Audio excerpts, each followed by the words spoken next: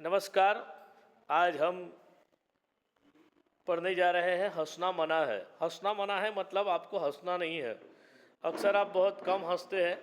अक्सर दुनिया में ऐसा कहा जाता है कि laughter is a best medicine for health. लेकिन आजकल लोग हंसने में कंजूसी करते हैं। लोग पैसे खर्च करने में कंजूसी नहीं करते, लेकिन हंसने में कंजूसी करते हैं। यहाँ पर जो बात है वह हंसना मना है। मतलब चुटकुले हास्य एवं व्यंग विनोद का सशक्त माध्यम है। चुटकुले मतलब जिसे हम जोक कहते हैं वह हास्य, हास्य मतलब लाफ्टर, व्यंग मतलब सटायर कटाक्ष, विनोद यानी कि सेंस ऑफ ह्यूमर जिसे हम कहते हैं अंग्रेजी में, तो यह सबसे बड़ा मीडियम माना जाता है।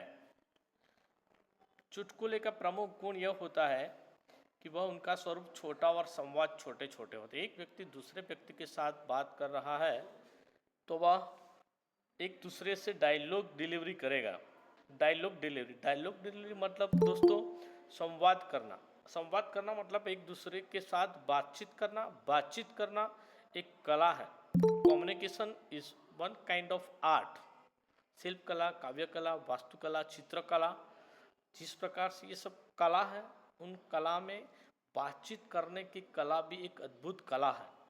तो यहाँ यही बात हमें समझाई गई है कि आज देश और दुनिया में आप समझ रहे हैं कि जब से कोरोना संक्रमण आया है तभी से हमारे पूरे विश्व को मानो इस प्रकार से जकड़ लिया है। सभी लोग इतने तनाव में, इतने डिप्रेशन में, इतनी हताशा में, इतनी निराशा में आ गए हैं कि बात न पूछो। लोग हंसना भूल गए और ऐसा कहा जाता है कि हंसने से न हार्ट अटैक आता है, न बीपी हाई होता है, न लो होता है, न डायबिटीज़ होता है और न ही मनुष्य को अलग अलग प्रकार की बीमारियां होती है। जैसे मनुष्य हंसना छोड़ देता है तुरंत अलग अलग प्रकार की बीमारियां उससे पकड़ लेती है। यानी कि खुलकर हंसना चाहिए, ये बात हमें यहाँ समझाई गई है। कभी कभी ऐसा होता है कि हम हंसते नहीं हैं तो ये हमारे शरीर और मन दोनों पर नुकसान करता है। यहाँ अलग अलग प्रकार के चुटकुले हैं जो मैं आपको सुनाऊंगा पढ़कर, आप ध्यान से सुनिएगा।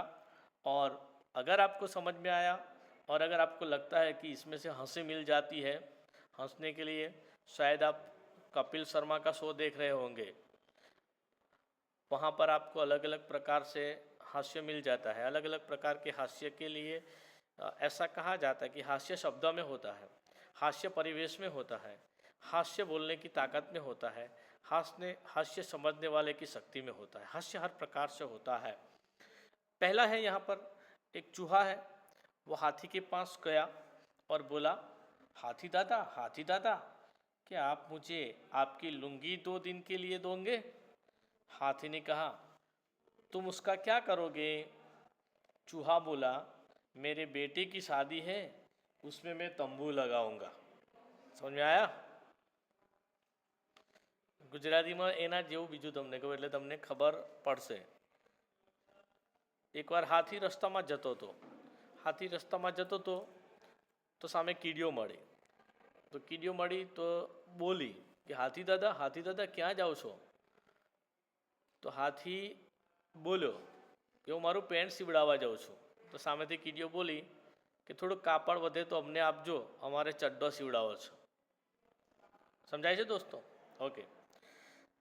दूसरा है, पता नहीं लोग महीनों बिना नहाए कैसे रहते हैं। सर। हाँ सर। हाँ, यस यस यस। पता नहीं लोग महीनों बिना नहाए कैसे रहते हैं। तो सामने से आप देख सकते हैं चित्र दिखाया गया है। सामने वाला उत्तर देता है कि मुझे तो 28 दिन ही खुजली होने लगती है। समझ में आ गया? जो नहीं नहाता था वह दूसरे से ये बात कर रहा था। मतलब ऐसा होता है कभी कभी जो हम समझते हैं तो अपने आप बन जाता है, जो नहीं समझते हैं तो सीधी बात भी समझ में नहीं आती। कहने का तात्पर्य ये है कि यहाँ तीसरी घटनाक्रम देखिए आप, ग्राहक है, कस्टमर है, वह पूछता है दुकानदार को कि आपके पास टूथब्रश है। दुकानदार बोलता है ब्रश नहीं है, पेस्ट है। पेस्ट है यानी कि टूथपेस्ट है। ग्राहक फिर से पूछता है अच्छा आपके पास पाउडर होगा। दुकानदार बोलता है पाउडर नहीं है, क्रीम है। ग्राहक फिर से बोलता है क्रीम चाहिए। ग्राहक फिर से बोलता है क्रीम नहीं चाहिए, टॉर्च मिलेगी। दुकानदार वह तो कल ही खत्म हो गई। दुकानदार से मोमबत्ती है। अब देखिए कि हाँ और ना में कैसे वह उलझाता है ग्राहक। फिर ग्राहक बोलता है खैर ताला तो होना ही चाहिए। दुकानदार बोलता है दो। ग्राहक कहता है जी नहीं, उसे अपनी दुकान पर आप घर पर आराम कीजिए। समझ में आया दोस्तों? पहला पूछे छे कि टूथब्रश है तो कि ना टूथब्रश नहीं। पेलो के ब्रश है तो कि ना नहीं। तो कि पेस्ट है। पेलो पूछे पाउडर है तो कि पाउडर नहीं। क्रीम है तो कि क्रीम नहीं जोईती मारे। टॉर्च है, बैटरी है तो पछी कहे कि बैटरी नहीं। ये तो काले ज खलास थई गई। मारी पासे मीणबत्ती है तो पछी ग्राहक पूछे तारी पासे ताळुं है तो पेलो कहे हाँ ताळुं तो है, अत्यारे आपी दऊं। पेलो कहे तार दुकान ने ताळुं लगाईने जतो रहे, तारी पासे आ बधुं नथी। तो समझाय छे दोस्तों? घणी बार આવી બધી બાબતો બનતી હોય છે। आगे देखिए जो चौथा है, चौथे में क्या है कि चुन्नू का चित्र आपको दिखाई दे रहा होगा। चोटी वाला चुन्नू दिखता है ना। चोटी वाला चुन्नू सुना है आपने? नहीं सुना? कभी कभी ऐसा होता है कि पता नहीं चलता कि कैसे आपको जोक बन जाए। एक गुजराती स्कूल में अंग्रेजी टीचर पढ़ा रहे थे। स्टूडेंट्स को पूछा, तो गुजराती मीडियम में लड़कों की अंग्रेजी तो कमज़ोर होती है, तो ऐसे ही चोटी वाला चुन्नू दिखाई देता है ना, वैसा चुन्नू वहाँ पर जा रहा था, खिड़की से बाहर से जा रहा था। जो शिक्षक था उसने पूछा एक लड़के को HOT का स्पेलिंग, हॉट मतलब गर्म होता है, तो गर्म शब्द जो है ना उसका स्पेलिंग क्या होता है अंग्रेजी में? गर्म को अंग्रेजी में क्या बोलता है, क्या बोलते हैं? लड़का खिड़की से देख रहा था, उसने एक चोटी वाला जा रहा था, उसने उसे चिढ़ाने के लिए, खिजाने के लिए जोर से बोला HOT। समझ आ रहा? HOT समझ आ रहा है आपको? HOT। टीचर ने कहा कि आप बैठ जाओ। समझायो दोस्तों? फरीथी गुजराती में कहूँ। शिक्षके पूछ्યું એને કે ગરમનું અંગ્રેજીમાં સ્પેલિંગ બોલ। આવડતું ન હતું એને, અને રસ્તામાં બારીમાંથી એને નજર કરી એક ચોટલીવાળો છોકરો જતો હતો। એણે કીધું કે એ ચોટી। શિક્ષકને સંભળાઈ ગયું કે એને આવડી ગયું। શિક્ષકે એને બેસાડી દીધો। Very good, very good. એકવાર આવી રીતે એક જગ્યાએ ઇન્ટરવ્યૂ હતું। ધ્યાનથી સાંભળજો।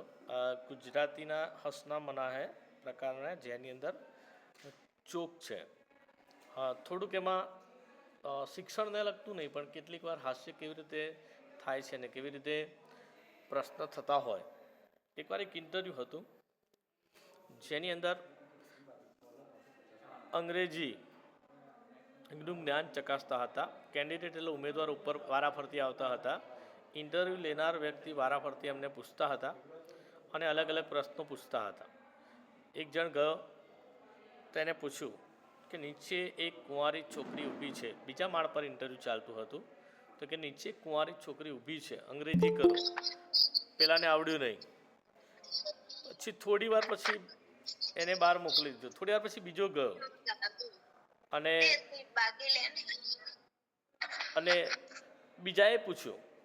બીજાને પૂછ્યું, એને પણ ના આવડ્યું। એણે બરાબર સાંભળ્યું ન હોય એટલે એ બોલે છે કે મિસઅન્ડરસ્ટેન્ડિંગ। સમજો શું બોલ્યો? મિસઅન્ડરસ્ટેન્ડિંગ, બરાબર સમજાયું નથી, મિસઅન્ડરસ્ટેન્ડિંગ। તો એ મિસઅન્ડરસ્ટેન્ડિંગ બોલે છે એટલે પેલો કે સાચું, યુ આર રાઈટ, એને સિલેક્ટ કરી દીધો. મતલબ મિસ મતલબ કુંવારી, અંડર એટલે નીચે, અને સ્ટેન્ડિંગ એટલે ઊભી છે. તમે જુઓ આ રીતે. માઇક્રોફોન ઓન છે કોઈનું? ફટાફટ બંધ કરે. મમ્મી મમ્મી હા માઇક્રોફોન ઓન છે, બંધ કરે. એટલે આવી રીતે બને છે. આગળ તમે જુઓ 5th નંબરમાં, 3 दोस्त आपस में गपशप कर रहे थे. गपशप कर रहे थे मतलब एक दूसरे से गप्पेबाजी कर रहे थे. प्रश्न हुआ कि किसी दिन सोकर उठने पर हमको यह पता चले कि हम लखपति बन गए हैं तो हम क्या करेंगे. एक ने कहा कि हम तो सीधे पेरिस जाएंगे और खूब मज़े करेंगे. दूसरे ने कहा मैं किसी लाभप्रद कारोबार में रुपया लगाऊंगा. तीसरा बोला मैं तो फिर सोने की कोशिश करूंगा और तब तक सोता रहूंगा जब तक करोड़पति न बन जाओ. सोचिए दोस्तों किस प्रकार से यहाँ हास्य होता है. ગુજરાતીમાં આપણે આવા ગપ્પીદાસ વિશેની વાતો સાંભળેલી, બરાબર ને? 3 ગપ્પીદાસ ભેગા થયા તો એક ગપ્પીદાસ છે, મારા પપ્પા તો એટલા હોશિયાર તરે કે આખું ગામનું તળાવમાં તરે. બીજો ગપ્પીદાસ કે મારા પપ્પા તો એટલા હોશિયાર કે આખો દરિયો તરે. ત્રીજો ગપ્પીદાસ કે મારા પપ્પા તો એટલા હોશિયાર, એટલું તરતા એમને આવડે કે ગામના તળાવમાં ડૂબકી મારે ને મારા ઘરના નળમાંથી નીકળે. કહેવાનો મતલબ આવા ચોક બનતા હોય છે. આગળ 6 નંબરમાં જોઈશું આપણે, भूत वर्तमान और भविष्य से तुम क्या समझते हो. भूत वर्तमान और भविष्य के तुम क्या समझते हो. तो सामने वाला उत्तर देता है. आपको चित्र दिखाई दे रहा है दोस्तों. जी मेरे दादाजी भूत, मेरे पिताजी वर्तमान, मैं और उनका भविष्य हूँ. मेरे दादाजी भूत, मेरे पिताजी वर्तमान और मैं उनका भविष्य हूँ. समझ में आया दोस्तों? भूत मतलब पास्ट टेंस, वर्तमान मतलब प्रेजेंट और फ्यूचर मतलब भविष्य काल. उसने कहा कि मेरे दादाजी भूत हैं, मेरे पिताजी वर्तमान हैं और मैं उनका भविष्य हूँ.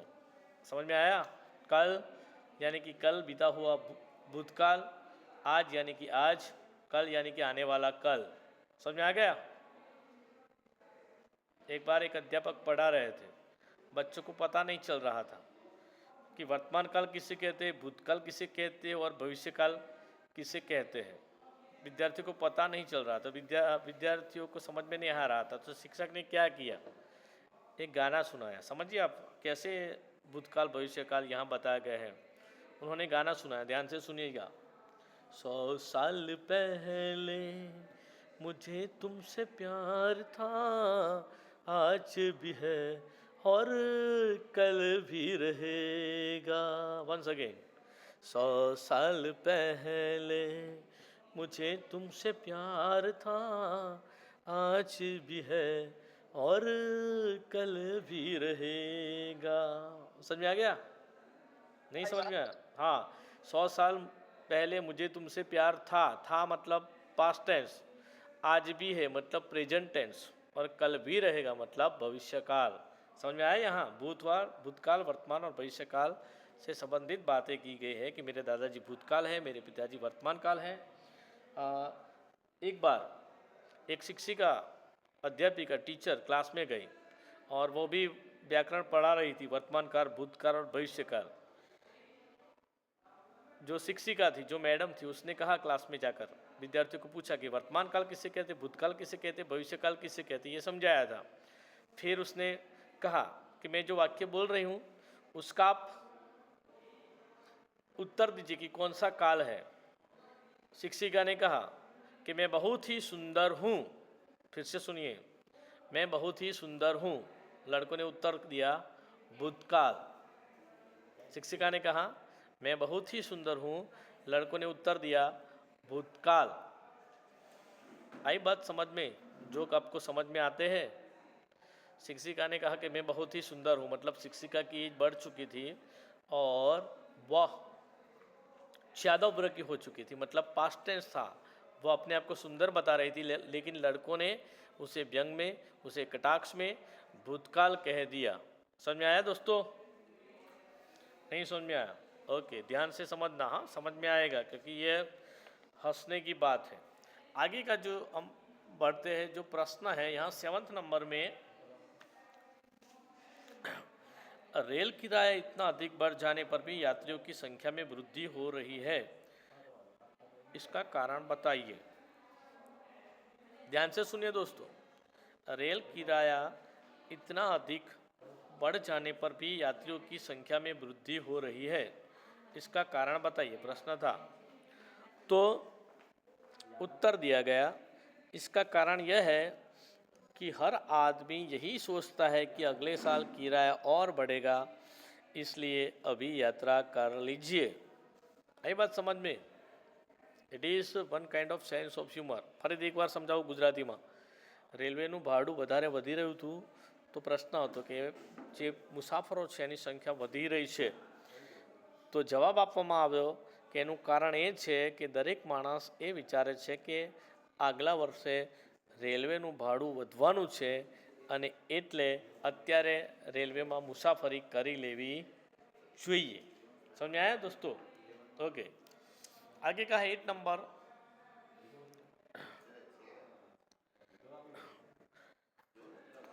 नंबर। शिक्षक ने सभी छात्रों को घास खाती हुई गाय का चित्र बनाने के लिए कहा।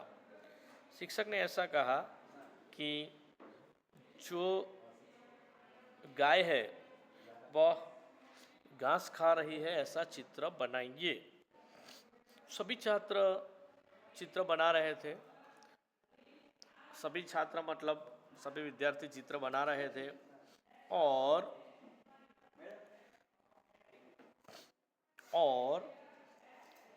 कल्पेश ने अपना पन्ना कोरा छोड़ दिया। कल्पेश दोस्तों, कल्पेश नाम का एक लड़का था, उसने पेज कोरा छोड़ दिया। शिक्षक ने कहा कि कल्पेश, इस चित्र में घास कहाँ है? कल्पेश ने कहा, घास तो गाय खा गई है।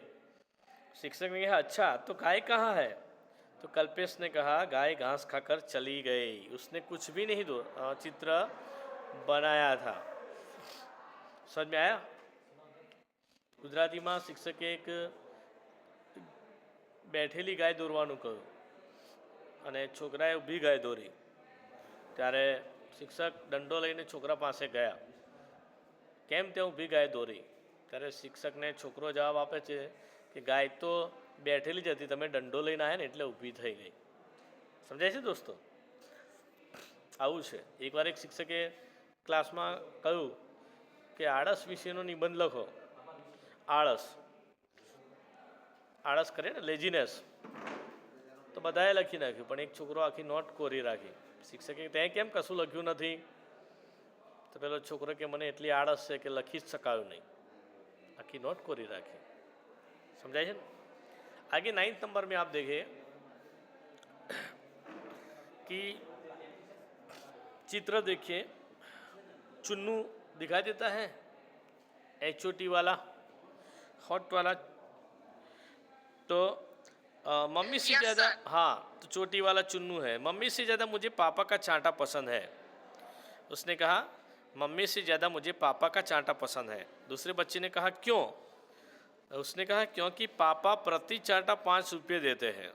पापा मुझे जितना चांटा लगाते हैं तो उसके लिए मुझे 5 रुपया देते हैं। समझ में आया होगा दोस्तों? आशा रखता हूँ कि आपको समझ में आया होगा। घनी बार अपने रस्ता में कॉमेडी थी जाए। તમે જુઓ કે હમણાં એકવાર બસ સ્ટેન્ડમાં ઊભા હતા તો પછી એક કાકા આવ્યા। કાકા આવીને કે ભાદરણવાડી ગઈ? અમને ખબર નથી। પછી થોડી વાર રહીને પૂછે બીજા, પછી કે બીજા આવ્યા કાકા કે વડોદરાવાળી ગઈ? પછી અમને ખબર પડી કે કાકા કાકીની વાત કરતા હતા કે કાકી ગઈ એમ। ઘણીવાર આવું થાય કે વડોદરાવાળી ગઈ, બોરસદવાળી ગઈ, અમદાવાદવાળી ગઈ, આપણને ખબર ન પડે કઈ વાત કરે છે, પછી ખબર પડે કે એ તો એ બસની વાત કરતા નથી પણ કાકીની વાત કરે છે. ઘણીવાર આમાં બનતું હોય. એકવાર સંગીતનો કાર્યક્રમ હતો અને સંગીતના કાર્યક્રમમાં જે કલાકાર આવવાના હતા એ કલાકાર આવી શકેલા નહીં. ઘણીવાર એવું બને કે જે કલાકાર આવવાનો હોય એ કલાકાર ના આવી શકે અને જે મુખ્ય જે કલાકાર છે, જે સારા સિંગર છે, એ આવી ન શકે. તો ઘણીવાર સિંગર ના આવે ને તો શું કરે, એની આજુબાજુના જે લોકો હોય એ લોકોને ખબર છે કે મુખ્ય કલાકાર ના આવે ત્યાં સુધી આપણે ટાઈમ પાસ કરીએ. ઘણીવાર એ લોકો ટાઈમ પાસ કરવા માટે શું કરે, માઇક્રોફોન લઈ લે અને આડું અવડું શરૂ કરી દે. તમે સાંભળેલું હશે કદાચ. તો એવું એક હતું કાર્યક્રમ, એમાં એક ભાઈએ ચાલુ કરી દીધું માઇક લઈને ટાઈમ પાસ કરવાનું કે ભાઈ પ્રેક્ષકો બિચારા બેઠા બેઠા કંટાળી જાય કે હવે જ્યાં સુધી કલાકાર આવશે નહીં ત્યાં સુધી શું થશે. તો પછી એને જે કંઈ ફાવતું હતું એ ફાવ્યું, પણ એટલામાં તો એનો સમય પૂરો થઈ ગયો. સમય પૂરો થઈ ગયો. હવે પછી જો કલાકાર આવેલા ને હજુ અડધો કલાક બાકી હતો અને કલાકાર આવેલા ને હવે એણે શું કરવું, ટાઈમપાસ કેવી રીતે કરવો. તો પોતે ટાઈમપાસ કરવા માટે માઇક્રોફોન પર એક ગીત ગાવાનું શરૂ કરે છે. એને ખબર છે કે આપણે ગીત ગાઈશું એટલે થોડીક વાર પછી પ્રેક્ષકો શાંત થઈ જશે, જેવું હશે તે ઉપર સાંભળશે, ત્યાં સુધીમાં અડધો કલાક આપણો પૂરો થઈ જશે. અને એ પોતે ગીત ગાવાનું શરૂ કરે છે. માઇક્રોફોન પોતાના હાથમાં લઈ લે છે અને ગીત ગાવાનું શરૂ કરે છે. દોસ્તો સાંભળજો, ગુજરાતી ભાષાની અંદર એક કાવ્યની પંક્તિ પોતે શરૂ કરે છે. સાંભળજો, ગીત તમે સાંભળેલું હશે પણ એ સાંભળજો, સાથે ગાજો તો મજા આવશે. એણે શરૂ કર્યું, ગલીમાં ગલી છે ને ગલીમાં ગલી છે, ગલીમાં ગલી છે, પહેલી ગલીમાં બીજી ગલી છે ને બીજી ગલીમાં ત્રીજી ગલી છે. દોસ્તો સાથે ગાજો, ગલીમાં ગલી છે, ગલીમાં ગલી છે, ગલીમાં ગલી છે, પહેલી ગલીમાં બીજી ગલી છે ને બીજી ગલીમાં ત્રીજી ગલી છે. દોસ્તો સાથે ગાવાનું છે, દરેકે ગાવાનું છે. ચલો, ગલીમાં ગલી છે ને ગલીમાં ગલી છે, ગલીમાં ગલી છે. દરેકને સાથે ગાશે. હાસ્યનો કાર્યક્રમ છે ભાઈ દોસ્તો આપણો આ, એટલે તમારે ગાવાનું છે સાથે. ચલો સાથે ગાજો દરેક જણ. ગલીમાં ગલી છે ને ગલીમાં ગલી છે, ગલીમાં ગલી છે, પહેલી ગલીમાં બીજી ગલી છે ને ત્રીજી ગલીમાં ચોથી. આવી રીતે એણે ચાલુ રાખ્યું ગીત ગાવાનું. એને સમય પસાર કરવો હતો. ચોથી ગલીમાં પાંચમી ગલી છે, પાંચમી ગલીમાં છઠ્ઠી ગલી છે, છઠ્ઠી ગલીમાં સાતમી ગલી છે, આઠમી ગલીમાં નવમી ગલી છે, નવમી ગલીમાં દસમી ગલી છે. એમ સતત એણે ગાયા રાખ્યું દોસ્તો. અને એટલું સતત એણે ગાયા રાખ્યું તો પછી જ્યારે પ્રેક્ષકો થાકી ગયા અને કંટાળી ગયા ત્યારે એક જણો ઊભો થઈને બોલ્યો કે ભાઈ આ શું તું ગલીમાં ગલી છે ને ગલીમાં ગલી છે, આ બધું કયા કરે છે. ત્યારે પેલો ઊભો થઈને બોલ્યો કલાકાર કે આવી તો 100 ગલી છે અને 100 ગલીની અંદર જે પાંચમી ગલી 100 ગલીની અંદર પાંચમી પોળ છે અને પાંચમી પોળમાં પાંચમું મકાન છે, એ મારી પત્ની મારી પ્રિયતમાનું મકાન છે. તમે સમજો કેવી રીતે આવી રીતે ઘણા બધા ઘણીવાર આવું બનતું હોય છે. એકવાર તમે જુઓ કે એકવાર રમેશ બોલે છે કે આવી જિંદગી કરતાં મોત હોય તો સારું. અચાનક યમદૂત આવી જાય છે અને બોલે છે કે તારો જીવ લેવા માટે મને આદેશ મળેલો છે. યમરાજ એટલે તમે જાણો છો દોસ્તો કે આકાશમાંથી આવે એવું આપણે શાસ્ત્રોમાં દર્શાવેલું. યમદૂત આવે એટલે જીવ લઈને જતા રહે. અને અચાનક યમદૂત આવી જાય છે અને બોલ્યા તારા જીવ લેવા માટે મને આદેશ મળેલો છે.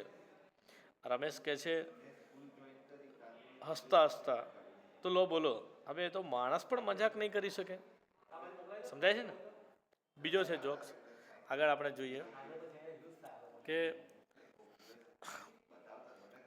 એમાં બ્રિજેશભાઈ બસમાં ઊભા રહીને મુસાફરી કરતા હતા ઊભા ઊભા મુસાફરી કરતા એસટી બસમાં જતા હશે તો એક મુસાફરે એમને પૂછ્યું, ભાઈ બેસવા માટે જગ્યા કરી આપે. તો પેલો બ્રિજેશભાઈ બોલ્યો, ભાઈ મારે બેસવું નથી, મારે બહુ ઉતાવળ છે એટલે ઊભા ઊભા જવું છે. अगर अपने मातृभाषा में अनुवाद करने के लिए जो है उसमें से पढ़ते हैं, एक साहब टैक्सी में बैठे और ड्राइवर से बोले, जरा तेज चलो वरना मेरा चित्रहार निकल जाएगा. चित्रहार मतलब दोस्तों मतलब पुराने ज़माने में जब दूरदर्शन की चैनल थी तब चित्रहार आता था. मेरा चित्रहार निकल जाएगा. ड्राइवर बोला, अगर मैं ज़्यादा तेज चला तो कहीं ऐसा न हो कि आपके और मेरे चित्रों पर हार चढ़ जाए. समझ आया दोस्तों? अगर मैं ज़्यादा चला तेज तो आपके और मेरे चित्रों पर हार चढ़ जाए. चित्र हार, आदमी मर जाता है तब उसकी तस्वीर पर हार चढ़ाते हैं. आगे शिक्षक मोहन से कहते हैं, मोहन ताजमहल कहाँ पर है? मोहन ने कहा, कुछ उत्तर नहीं दिया. सो शिक्षक ने उसे ऊंचे बेंच पर खड़ा कर दिया. मोहन बेंच पर खड़े होकर, साहब यहाँ पर से भी नहीं दिखाई देता. समझायो दोस्तों? शिक्षके मोहनने कीधुं ताजमहल क्या है? मोहने कोई जवाब ना आप्यो तो शिक्षके एने बेंचीस पर ऊभो करी दीधो अने कह्युं कि ऊभो थई जा बेंचीस पर. घणीवार शिक्षक पनिशमेंट तरीके बेंचीस पर ऊभो कर दे तो मोहन ऊभो थईने जवाब आपवा लाग्यो कि बेंचीस पर थी पण ताजमहल देखातो નથી. समझाયું दोस्तों? आशा राखું છું કે આપણને આ ચુટકુલા સમજાયા હશે. તમારે અલગ અલગ પ્રકારના સારા જોક જે કહેવાય એને એ નોંધપોથીમાં લખવાના છે અને સારા જોક લખીને તમારે એને તૈયાર કરવાના છે. આપણે જ્યારે સ્કૂલ ખુલશે ત્યારે આપણે એને ફરીથી એકબીજા સાથે ચર્ચા અને વાત કરીશું. બરાબર? ધન્યવાદ. તમને સમજાયું હશે. આશા રાખું છું કે વધારે અલગ અલગ પ્રકારના જોક ગુજરાતી હિન્દી તમે લખશો અને જીવનમાં હસતા રહેજો. ગુજરાતીમાં કહેવત છે કે હસે તેનું ઘર વસે એટલે હસતા રહેજો. ધન્યવાદ.